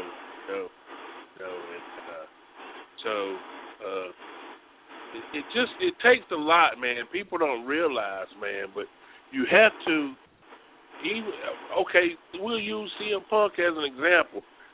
You have to go through a lot, man.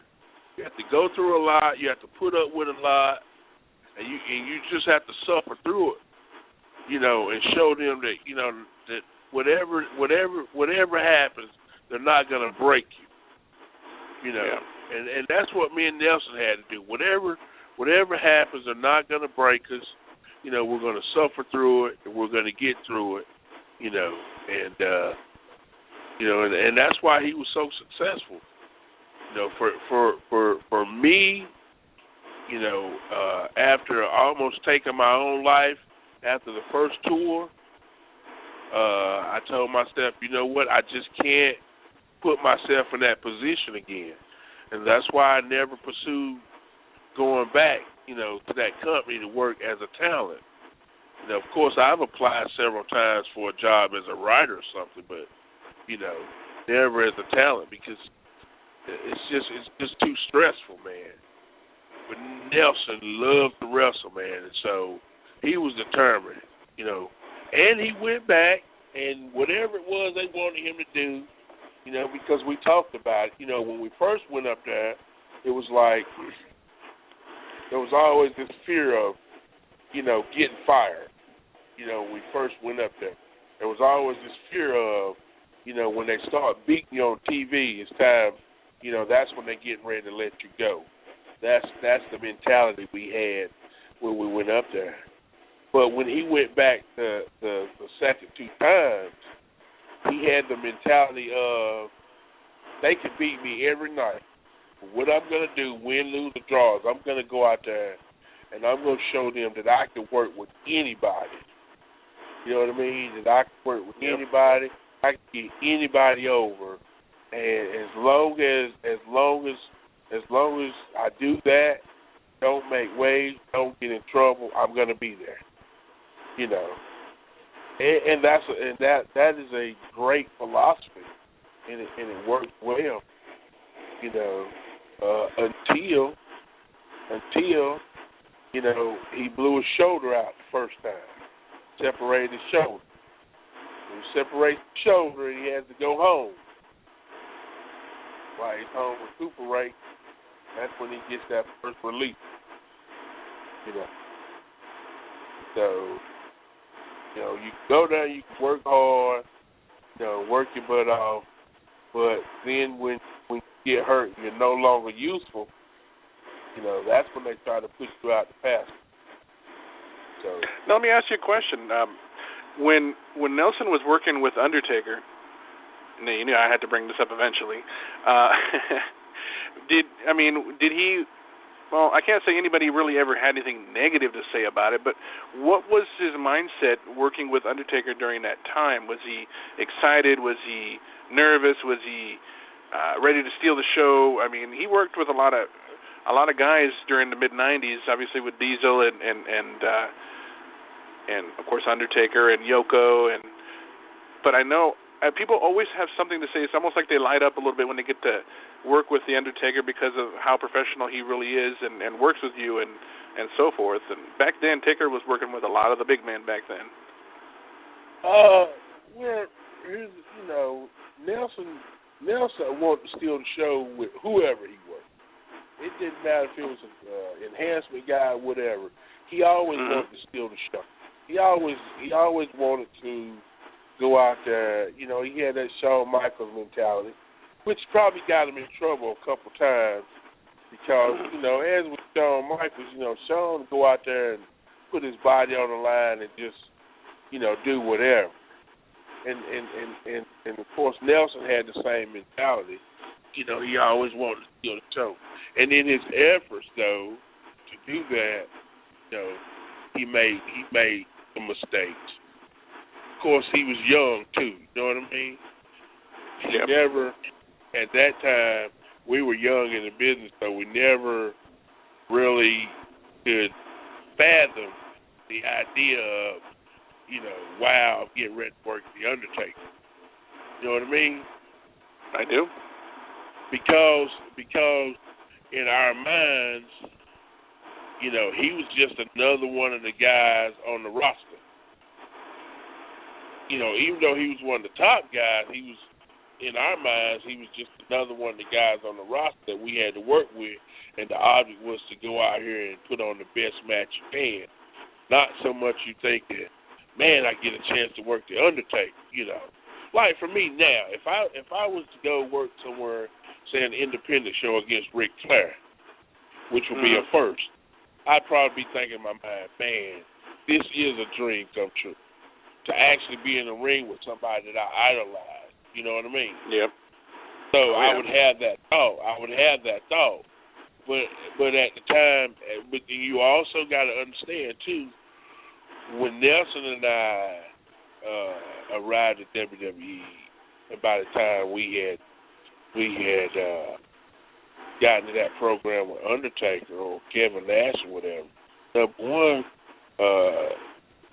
Taker was just starting to really take off. I mean, he was the Undertaker. He made his debut in 1991. You know what I'm saying? Nelson met him and worked him in the program in 95, and so he hadn't started. The biggest trick Taker had done by the time Nelson met him was when he worked Yoko at that Royal Rumble where they had his body lifted up out of the screen. Yeah, that was pretty fantastic for that time frame. Yeah, that was like the biggest thing. I mean, he's gone on to do some mystical, magical stuff since then. In the coffin 1 minute, open it up, the next minute be gone, and so Nelson never had that feeling of never come to me and said, "Man, I'm working Taker. Like, I can't believe this." You know what I'm saying? He might come to me and say, "Okay, what do you think, man? What do I do with this guy?" Do I suggest a lot, or do I? No, bro, you just listen to what he says and go with it.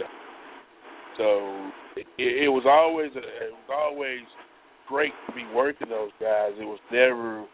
It was never one of those things where you're starstruck because you're working somebody. You know what I mean? Oh, no, of course. And what I mean, it wasn't necessarily starstruck, but it was more so the fact that maybe he was somebody that he wanted to work with. Kind of like what you were saying. I mean, true. During that time, in the mid-'90s, I mean, Taker had only been doing his thing for about 5 years or so and has gone on to do bigger and better things. But, I mean, I think out of a mutual respect, even to use an example, maybe when Jake Roberts and Undertaker worked together, maybe that was one of his dream matches to have, because Jake has already been an established name for 20-plus years. But I think the biggest person at that time period that it was really his desire to work was Bam Bam Bigelow. Really? Okay. And they did work a little bit together. Yeah, it was Bam Bam Bigelow. That was, and like I said, Taker was just really starting to take off then. To say if you never worked Taker before, and you had an opportunity to work him, this year or 3 years ago, would be, beyond, all imagination. You know what I'm saying? Now, having said all that, though, he was delighted and ecstatic that he pinned Taker 1, 2, 3 at the King of the Ring. Yeah, he did. That was something he would always go around and say. He was the first, or one of the first to ever pin that guy 1, 2, 3, in the middle of the ring, and rightfully so. I would have argued, had he stayed healthy, I would have argued if I was a booker, I could have played that story up, at one of the WrestleManias and had those guys in a streak match, and play it up like, have Nelson out of nowhere come and attack him, and then, and let that be the story itself. I beat you once. Do you remember this? And show him beating him at the King of the Ring. And then show some clips where, I ran around with you in the ministry. So I know who you are. I know all of your secrets. I got your number. Which you could have played up for a match between the two, for the street. Honestly, that I would have loved to see that, maybe that particular idea be tossed around during the time that he wrestled Mark Henry in Chicago. and have him instead face Big Vis or Daddy V or whatever he was calling himself at that time. I'm not even remembering exactly, but because they kind of threw together that match with Mark Henry. Nothing against Mark. Yeah. He's phenomenal. He's a great talent. But him and Taker and Vis had history. Yeah. And it would have worked out. I think that could have worked. I really do. Man, I'm not the brightest cookie in the cookie jar, but I think from a booking standpoint, I can be very creative. And I think that would have made a lot of sense, man. It would have made a lot of sense, man. Just the notion when they started the whole streak thing. Just the notion to say, okay, when they started recognizing the streak and making the streak be what it was, so each year you have somebody coming after Taker in the streak. Here's a bona fide guy that has beat you. Here's a bona fide guy that has hung out with you, ran around with you as part of the ministry. You know what I'm saying? So he knows you. He knows, hey, Taker, I know you. I know you inside and out. I know your weaknesses. I know your strengths.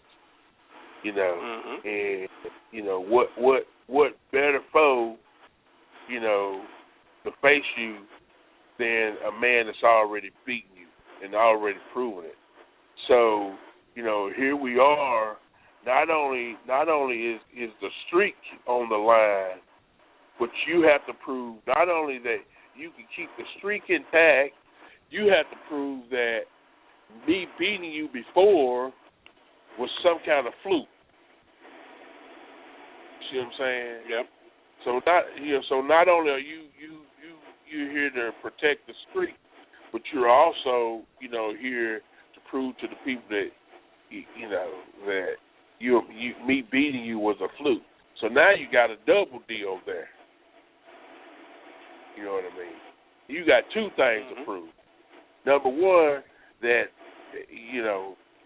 that streak can't be broken, and number two, that a man that already beat you, beat you by some fluke accident or whatever. You know what I mean? So, yep. And that's something that when I think about him being gone, that's something I would have enjoyed seeing play out. Oh, of course. I think it would have been good. I think it would have been a good money thing. They could have built that up for 6 months, man. At least. They could have brought Nelson in, and just put him on a tear again like they had him when he did the King of the Ring. Put him on a tear.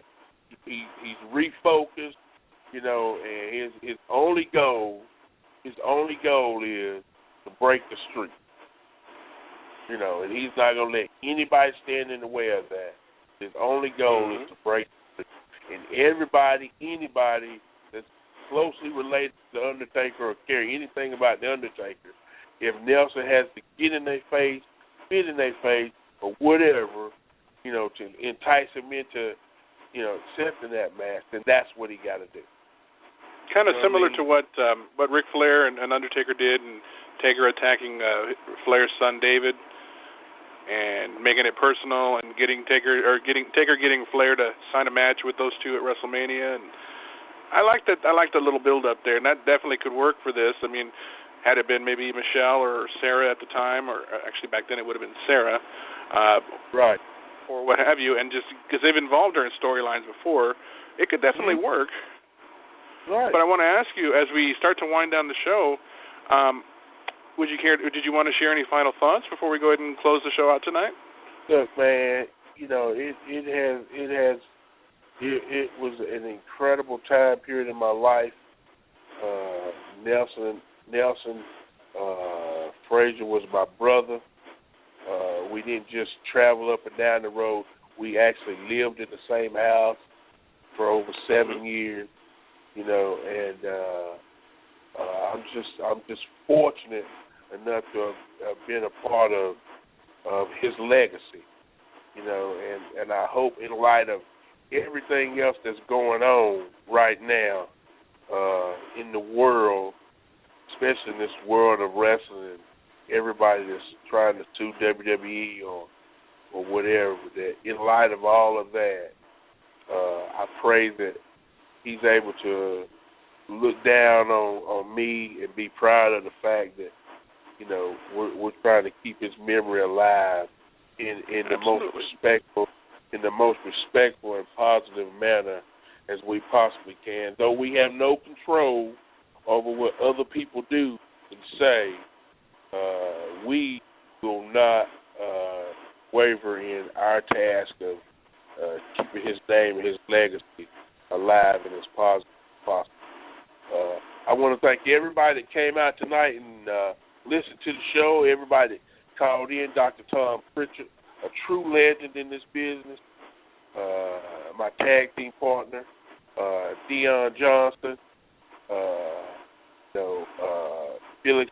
I want to thank you. I want to thank Pipe Bomb Radio, my co-host Oscar, Dreami meeting at, because she's taking care of other personal business, and all the wrestling fans out there. And if I missed anybody, I apologize. All the wrestling fans out there listening to the show, keep Nelson alive by always remembering, one of the greatest big men to ever step inside, of the wrestling ring, and thank you all. God bless you all. Felix, love you, man. We'll see you soon, okay? God bless, man, and have a good night, and cheers to a great show tonight. You take care. Thank you, sir. You too. All right, bye-bye.